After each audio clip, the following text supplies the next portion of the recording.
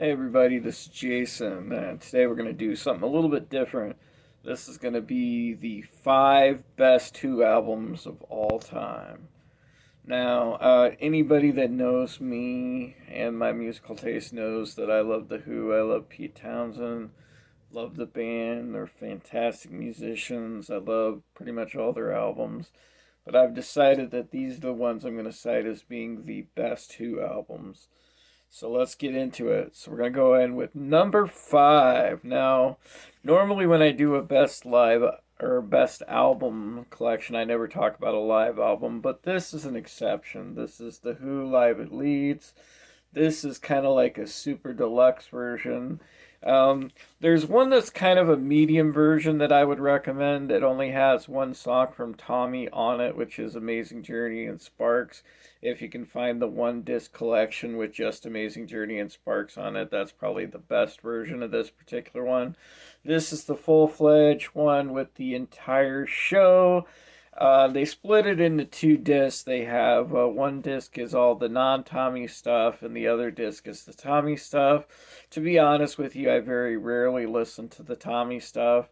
Not because it's not any good, it's a good performance, but when I listen to Tommy, I tend to listen to the studio album. But this is just an incredibly powerful disc. There's just so many great things. Kick kick butt covers. I mean, Young Man Blues. If that doesn't get you going, I don't know what's wrong with you. They do a very cool version of Shakin' All Over. The My Generation Super Medley at the end of the concert is incredible. The really long version is the 7 minute long version of Magic Bus at the end where they haggle over the price is great. I mean, this is just such a great album. Fantastic musicianship, good improvisation, just everything you want out of a live album. These are musicians that are playing at their absolute peak and they're just working off each other in just a great, great way. I love this album. Next, we have, and number 4, and this is probably one of the most underrated albums in The Who's catalog. It's called The Who Sell Out. And this was produced right before The Who produced Tommy. It has I Can See for Miles on it. The thing about this album is it doesn't necessarily have like a lot of what you would consider to be greatest hits track.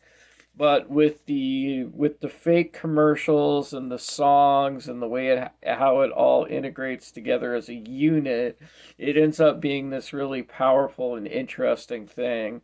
When you break it off and you listen to it in smaller chunks, you don't necessarily get the full effect of this album. This album is something that you really got to listen to as a unit.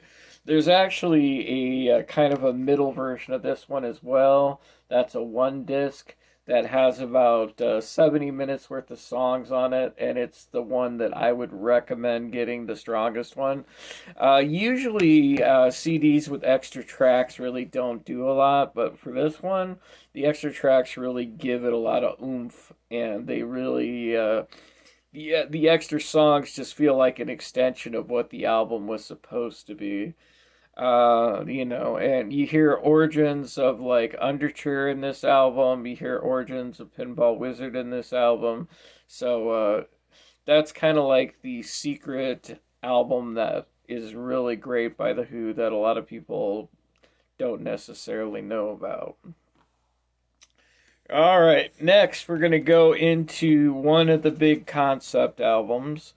And I'm going to go with Quadrophenia. Now, I could almost go with Tommy in this slot, but I decided to go with Quadrophenia instead. Quadrophenia, because I wasn't born in England and I don't really understand the mod movement, took a while for it to kind of register with me.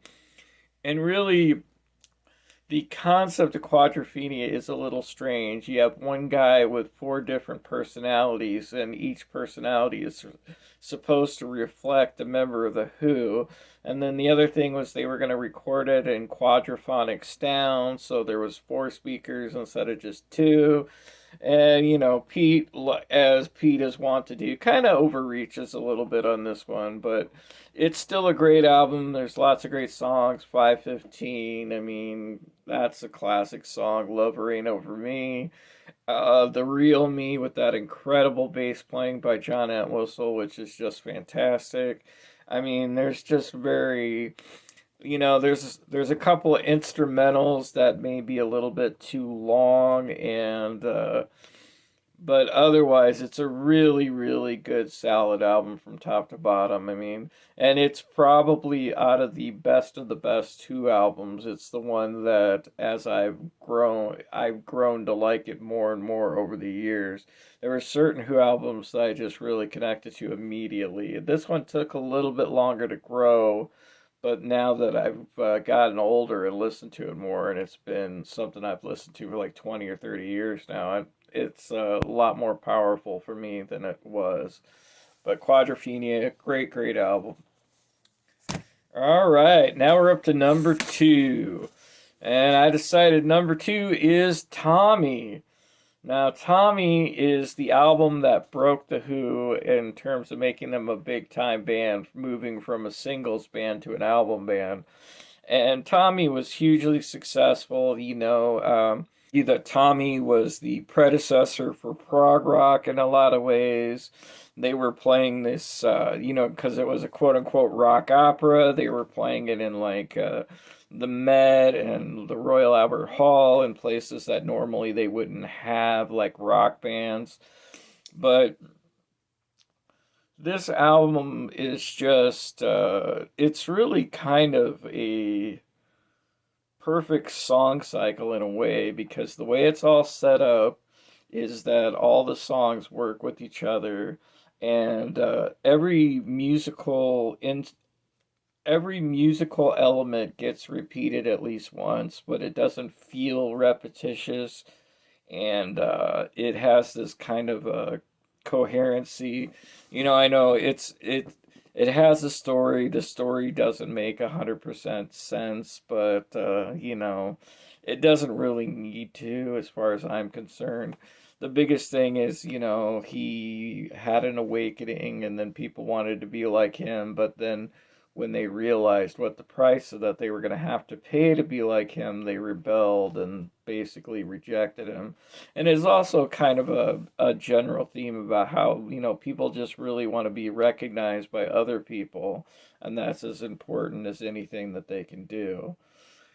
All right, and last but not least, so this was supposed to be a concept album called Lifehouse, and Pete wrote a lot of songs for it, but in the end, nobody really got the Lifehouse concept. It is a little bit of a complicated concept because it was set in the future. Everybody was tied into like a virtual reality network, which is kind of interesting because, in a weird way, Pete sort of foreshadows the internet, not in a like perfect linear way, but he definitely had kind of a concept of everybody being connected through like an artificial kind of life or an artificial network. And what was happening is there was going to be this giant concert that united everybody together, and that was going to be Lifehouse. But because the songs and the story didn't quite go together, and to be honest with you, from what I could tell, a lot of the other guys in the bands just didn't really get the concept. They ended up with Who's Next. But the truth is Who's Next is a great album. It's just filled with great, great songs from top to bottom. Even the weakest songs on this album are great, like Getting in Tune or The Song Is Over, and those are the weak songs of the album. I mean, you got Baba O'Reilly and Won't Get Fooled Again and Behind Blue Eyes. Those are all classic rock staples. Bargain is truly something special. And why it doesn't, I mean, it shows up in like top 100 rock lists, but in my mind, this should be one of the candidates for like the best album of all time. In my world, this stands up to like Sgt. Pepper's, Dark Side of the Moon, Led Zeppelin 4, the best of the best of the best. This is like one of the all-time great albums. If you've never heard this before, listen to it. It's just a fantastic record. This is the album that got me into The Who in the first place. Um, Even though the ironic thing was, is I bought a cheap cassette tape of it when I originally bought it, and the songs were in a different order, and so for years I never listened to the album with the songs in the right order, and then when I finally heard them in the right order, I had to do a big mental adjustment because the way they did it on the cassette tape, they actually did move songs around from one side to the other, so it was a little bit strange. But even songs like Love Ain't for Keeping is great. The one song by John Entwistle, My Wife, is a great song. I mean, this is just such a good album, and it's okay that, that it didn't end up being a concept album because a lot of the songs that they left off are good songs, but they would have diluted the overall content that you have on Who's Next as it is. I think that's going to wrap it up. You guys have a great day. Let me know if there's any other bands you would like me to do a top 5 album for. Thank you.